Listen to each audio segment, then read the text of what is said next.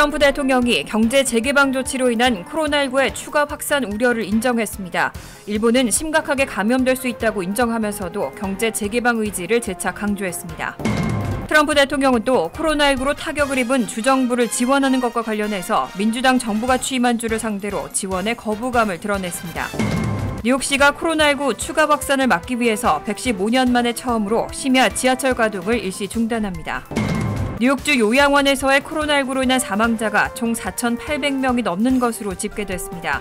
기존에 알려졌던 것보다 최소 1,700명이 많은 수치입니다. 전 세계로 확산된 코로나19 바이러스가 이미 돌연 변이를 일으키고 14가지 변종이 나온 것으로 알려졌습니다. 변종 바이러스는 전염성이 더 강한 것으로 나타났습니다. 이상은 이 시각 주요 뉴스입니다. 시청자 여러분 안녕하십니까? KBN 뉴스입니다. 오늘 오후 4시 기준 미 전역의 코로나19 누적 확진자는 어제보다 14,951명 늘어난 125만 2,584명, 사망자는 1,526명이 늘어 73,797명입니다. 이 가운데 뉴욕의 확진자는 323명이 늘어 33만 139명, 사망자는 232명이 늘어난 2만 5,436명, 뉴저지의 확진자는 1,319명이 늘어나 13만 3,024명, 사망자는 269명이 늘어 8,561명으로 집계됐습니다. 첫 번째 소식입니다. 연방정부 차원의 사회적 거리두기 지침이 끝나고 5월 들어 경제 재가동을 시작하는 주들이 늘고 있습니다. 이 가운데 트럼프 대통령이 경제 재개방 조치로 인한 코로나19의 추가 확산 우려를 인정했습니다. 감염자가 더 생길 수도 있고 일부는 심각하게 감염될 수 있다고 인정하면서도 향후 5년간 국가를 닫아둘 수는 없다면서 경제 재개방 의지를 재차 강조했습니다. 백악관 공식 영상에 따르면 트럼프 대통령은 5일 애리조나 주도 피닉스에서 진행한 원주민 지원 원탁회의에서 경제 재개방으로 인한 코로나19 추가 확산 우려를 인정했습니다. 그는 일부 사람들이 감염될 수 있고 일부 사람들은 심하게 감염될 수도 있다며 재차 감염 위험을 인정하면서도 국가를 열어야 한다며 재개방 의지를 피력했습니다. 미국에서는 지난 3월 중순 코로나19 확산 저지를 위한 각 주 차원의 대규모 자택 격리령이 발효된 후 대규모 실업과 휴업 사태가 벌어지면서 경제적 타격에 대한 우려가 커지고 있습니다. 이에 트럼프 대통령은 지난달 16일 경제활동 재개를 위한 연방정부 차원의 3단계 정상화 지침을 발표한 바 있습니다. 이후 5월로 접어들면서 적지 않은 주가 본격적인 재개방에 나서고 있습니다. 이와 관련해 앞서 뉴욕타임즈는 자체 입수한 트럼프 행정부의 내부 문건을 인용해 6월 1일이면 신규 코로나19 확진자가 하루 20만 명에 달할 것이라고 보도했습니다. 또 현재 1,750명 수준인 코로나19 1일 사망자가 2배 가까운 3,000명 수준으로 급증할 것으로 예측되고 있다고 전했습니다. 한편 트럼프 대통령이 코로나19로 타격을 입은 주정부를 지원하는 것과 관련해서 민주당 정부가 취임한 주를 상대로 지원에 거부감을 드러냈습니다. 뉴욕과 일리노이주 등을 거론하면서 민주당이 운영하는 주를 긴급 구제하는 것이 공화당에 불공평하다고 주장했습니다. 앤드류 쿠오모 주지사는 코로나 사태가 블루스테이트의 문제가 아니라고 반박했습니다. 트럼프 대통령은 5일 공개된 뉴욕포스트 인터뷰에서 긴급 구제는 전염병에 대한 보상과는 다르다며 민주당 정부가 취임한 주를 상대로 한 긴급 구제에 거부감을 드러냈습니다.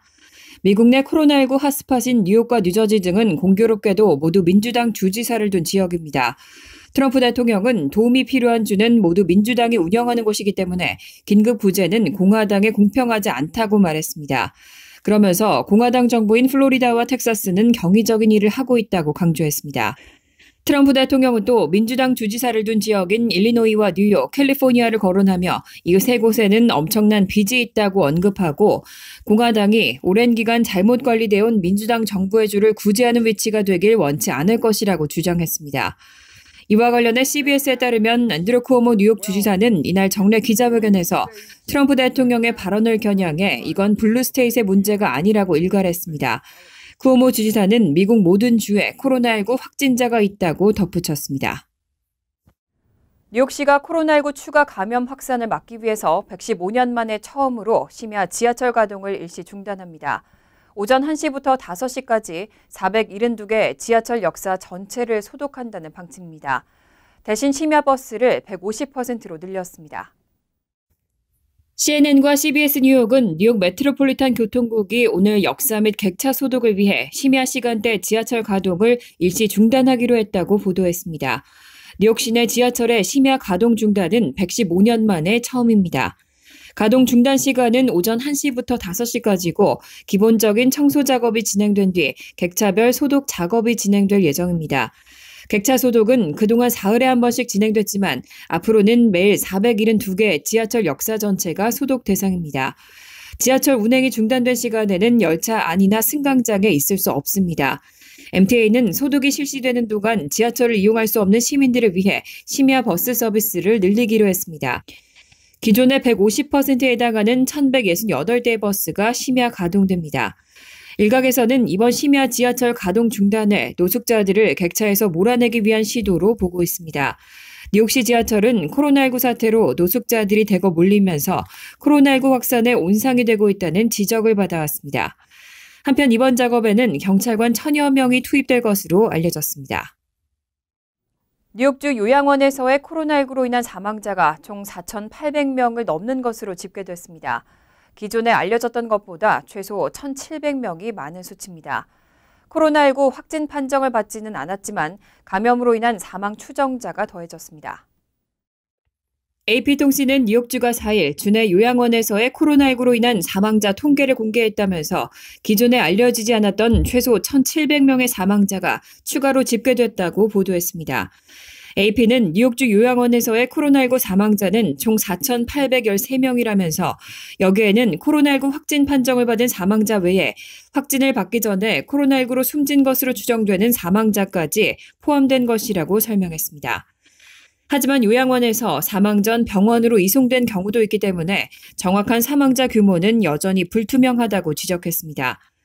뉴욕주에서는 요양원 613개 가운데 351개에서 코로나19 사망자가 발생했습니다. 뉴욕 퀸즈의 파커 주이스 인스티튜트와 맨하튼에 있는 이저벨라 노인센터에서는 코로나19로 인한 사망자가 각각 71명과 64명으로 집계됐습니다. 요양원 입소자들은 고령인데다 대부분 기저질환을 가진 경우가 많고 특성상 사회적 거리두기에 제약이 따르면서 코로나19로 인해 가장 큰 타격을 받았습니다. 앞서 뉴욕타임즈는 지난달 14일 미국 전역 요양시설에서 입소자와 직원 최소 2만 1,000여 명이 코로나19에 감염됐다고 분석한 바 있습니다.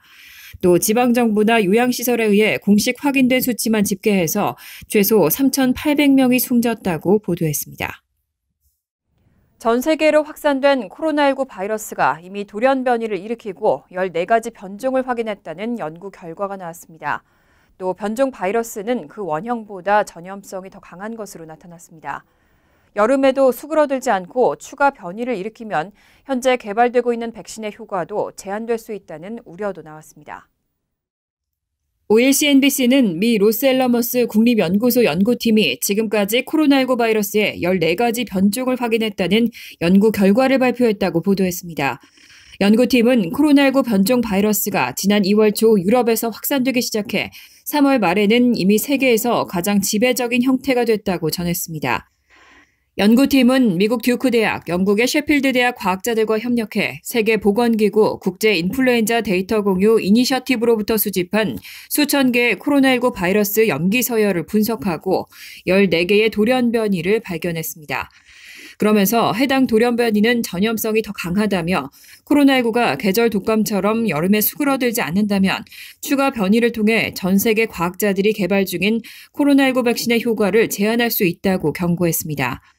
앞서 지난 3월 초에는 베이징대 생명과학학원과 상하이 파스테르 연구소 연구원으로 구성된 중국 연구팀 역시 코로나19 바이러스가 이미 돌연 변이를 일으키고 두 종류의 아류형이 생겼다는 연구 결과를 발표한 바 있습니다.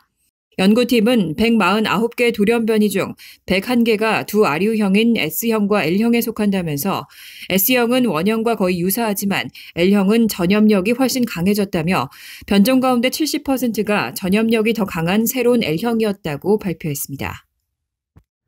대형 육가공 업체 타이슨푸드가 집단 코로나19 환자 발생으로 폐쇄했던 아이오와주 워털로 공장 가동을 7일 부분적으로 재개한다고 밝혔습니다. 워털로 공장은 미국 돼지고기 공급량의 4% 가까이를 차지하고 있습니다. 공장에 복귀하는 노동자 전원은 코로나19 진단 검사에서 음성 판정을 받았다고 전했습니다. 대형 육가공업체 타이슨푸드가 아이오와주의 워털루 돈육 가공 공장의 가동을 7일부터 부분적으로 재개한다고 밝혔습니다. 앞서 타이슨푸드는 아이오와주 워털루 돈육 가공 공장에서 444명의 코로나19 확진자가 발생하면서 지난달 22일부터 무기한 폐쇄 조치를 내린 바 있습니다.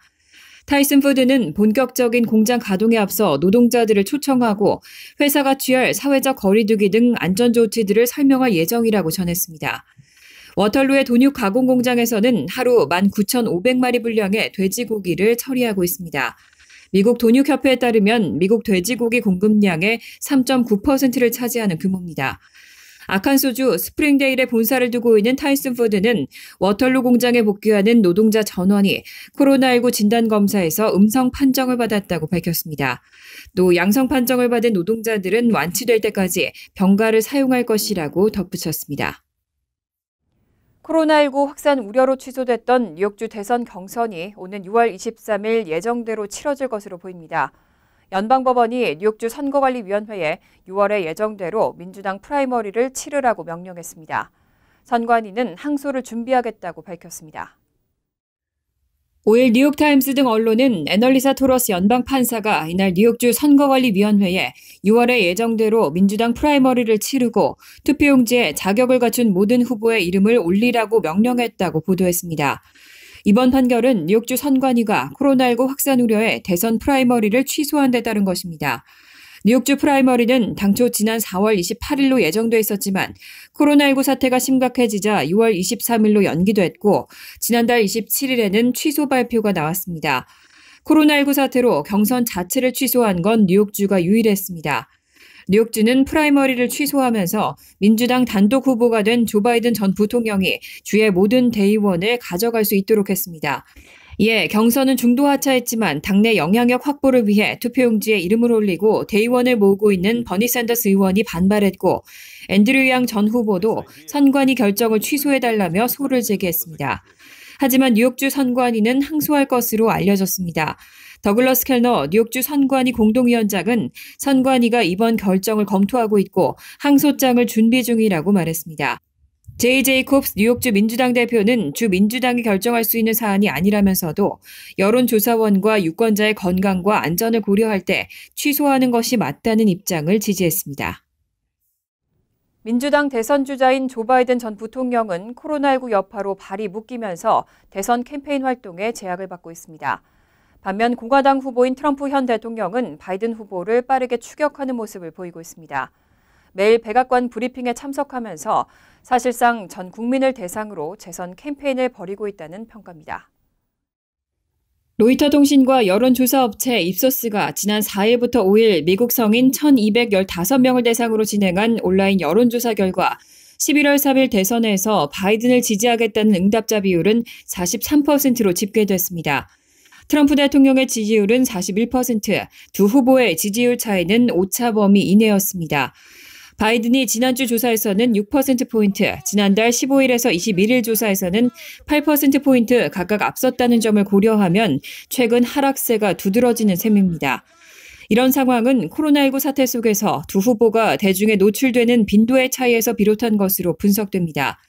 그간 바이든은 정부의 사회적 거리두기 지침에 따라 대선 캠페인 활동을 자택에서 온라인으로만 전개해왔지만 트럼프 대통령은 백악관 코로나19 태스크포스 브리핑에 거의 매일 참석해서 사실상 전 국민을 대상으로 재선 캠페인 활동을 벌였다는 평가입니다. 또 최근 제기된 바이든의 성추행 의혹도 영향을 미쳤을 수 있다는 분석입니다. 지난달 뉴욕타임스는 1992년에서 93년 당시 바이든 상원 의원실에서 근무하던 타라 리드가 바이든에게 성추행을 당했다고 보도한 바 있습니다. 한편 이번 조사에서 일자리 창출에 더 적합한 후보를 묻는 항목에는 트럼프 대통령이 45%, 바이든이 32%, 트럼프 대통령의 국정 수행에 대해선 42%가 잘하고 있다고 답했고 53%는 잘 못하고 있다고 대답했습니다. 트럼프 행정부의 새 이민 규제 정책이 연방 항소 법원에서도 제동이 걸렸습니다. 건강보험에 가입하거나 의료비 지불 여력을 증명해야만 영주권을 발급하겠다는 해당 정책에 항소 법원 역시 1심 법원의 결정을 유지했습니다. 시행 중단 가처분 판결을 유지한다고 발표했습니다. 연방제구항소법원은 4일 무보험 이민자들에게 영주권 발급을 제한하는 규정에 대해 시행 중단 가처분 판결을 내린 1심 법원의 결정을 유지했습니다. 트럼프 대통령은 지난해 10월 영주권을 신청하는 이민자는 미국 입국 30일 이내에 건강보험에 가입하겠다는 의사를 반드시 밝히도록 하고 건강보험에 가입할 수 없는 이민자는 자비로 의료비용을 부담할 여력이 있음을 증명하도록 하는 새 규정을 발표한 바 있습니다. 규정에 따른 비자 발급 요건을 충족하려면 새 이민자들은 직장에서 건강보험을 보장받거나 개별적으로 보험에 가입해야 합니다. 이에 대해 이민 관련 비영리단체 등은 해당 규정 시행을 막아달라는 가처분 소송을 제기했고 법원은 시행을 하루 앞두고 이를 받아들이면서 효력을 정지시켰습니다. 법원은 해당 규정이 시행되면 잠재적 이민자들에게 가족 분리와 비자 발급 지연 등 돌이킬 수 없는 피해를 불러올 것이라고 판단했습니다. 이에 트럼프 행정부가 곧바로 항소했지만 4일 항소법원은 1심 법원의 결정을 유지했습니다.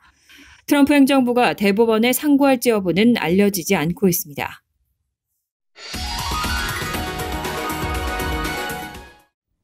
이어서 LA 지역 한인사회 소식입니다. 캘리포니아에서는 허락 없이 비즈니스를 오픈하는 카운티 당국이 늘고 있습니다. 주 당국은 공중보건을 위협하는 행위라며 위험성을 경고했습니다. 게빈 뉴섬 캘리포니아 주지사는 이미 비즈니스를 재개한 유바, 서터 카운티에 대해 대중을 위협에 빠뜨리고 있고 우리의 모든 노력을 앗아가고 있다고 비난했습니다. 지난 주말 오렌지 카운티에서도 음식점과 옷가게 등 일부 비즈니스들이 외출 자제령을 무시한 채 문을 열자 고객들이 몰리기도 했습니다. 뉴섬 주지사는 이번 주부터 감염 위험이 적은 비즈니스와 학교를 제한적으로 오픈하지만 일상으로 완전히 돌아가는 것은 아니며 단계적으로 경제를 활성화시킬 예정이라고 전했습니다. 또 주민 모두 면역이 생기거나 백신이 개발될 때까지 사회적 거리 두기 등 뉴 노멀 시대를 받아들여야 한다고 강조했습니다.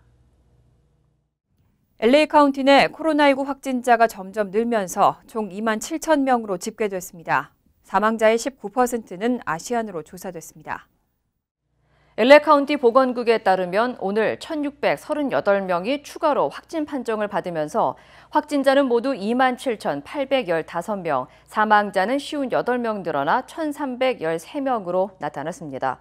추가 사망자 58명 가운데 43명은 65세 이상 주민이며 사망자 가운데 38명은 기저질환을 보유하고 있던 것으로 확인됐습니다. 또 인종별 사망자는 라티노가 38%로 가장 많은 비율을 차지했으며 백인이 29%, 아시안이 19%로 세 번째로 많은 비율을 차지했습니다. 현재까지 LA 카운티 주민 18만 2천여 명이 코로나19 테스트를 받았으며 이 가운데 13%가 양성 판정을 받은 것으로 알려졌습니다. 간추린 소식입니다. 코로나19로 중단됐던 2020 인구조사 현장 데이터 수집 업무가 다시 재개됩니다.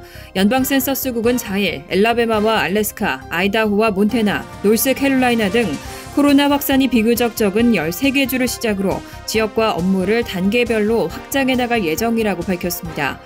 센서스국은 질병관리국과 정부에서 제공하는 사회적 거리두기 등의 규정에 따라 인구조사가 안전하게 진행될 예정이라며 모든 센서스 직원에게 지급할 개인 보호 장비를 주문했다고 밝혔습니다. 뉴욕시 장례비 지원 금액이 대폭 증액됐습니다. 4일 뉴욕시 인적자원국은 장례식 경비가 $1,400 이하일 경우 최대 $900까지 지원해주고 있는 뉴욕시 장례비용 지원 프로그램이 최근 장례비가 $3,400 이하일 경우 최대 $1,700까지 지원해주는 방식으로 변경됐다고 밝혔습니다. 뉴욕시 인적자원국은 코로나19 확산으로 사망자가 속출하면서 수많은 저소득층 시민이 장례 비용을 부담스러워하고 있다며 이번 조치가 큰 도움이 될 것으로 믿는다고 전했습니다. 총 $860만 의 예산이 투입된 퀸즈 플러싱의 롱아일랜드 레일로드 머레이힐 기차역의 보수 공사가 4일 완료됐습니다. 2018년 4월부터 2년간 진행된 이번 보수 공사를 통해 머레일 역에는 각 방향 플랫폼에 엘리베이터가 설치됐고 새 통신 장비와 화재 경보기, 엘리베이터 안내 표지판, 엘리베이터 전력 공급을 위한 전기 시스템과 감시 카메라, 시각 장애인을 위한 타일 설치 등이 이뤄졌습니다.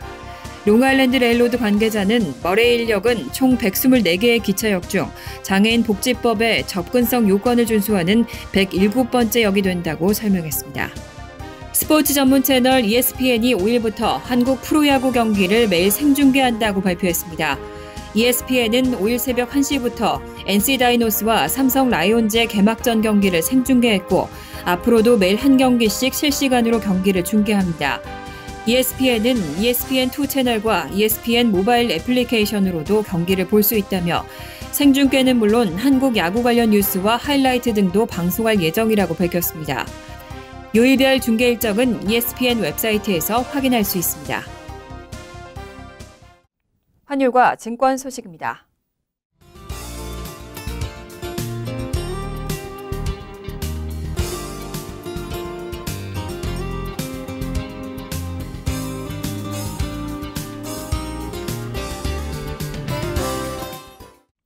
이어서 날씨입니다. 목요일은 가끔 구름이 끼지만 대체로 화창하겠습니다. 낮 최고 기온은 67도, 섭씨 19도, 밤 최저 기온은 47도, 섭씨 8도로 예상됩니다. 금요일은 흐린 가운데 때때로 소나기가 오겠습니다. 토요일은 곳에 따라 구름이 많겠고 오후에는 돌풍이 부는 곳이 있겠습니다. 이상으로 KBN 뉴스를 마칩니다. KBN과 함께 즐거운 저녁 되시기 바랍니다.